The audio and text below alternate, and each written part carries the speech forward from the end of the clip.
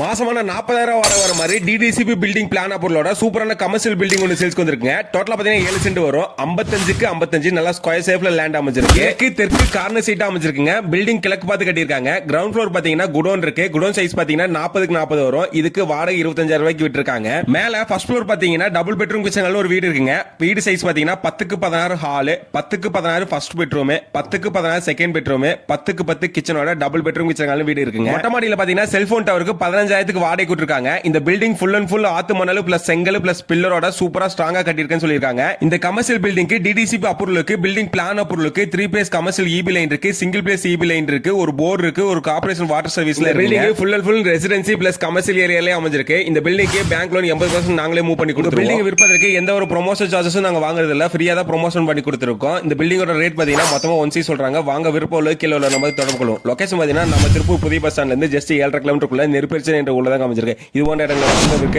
நன்றி, வணக்கம்.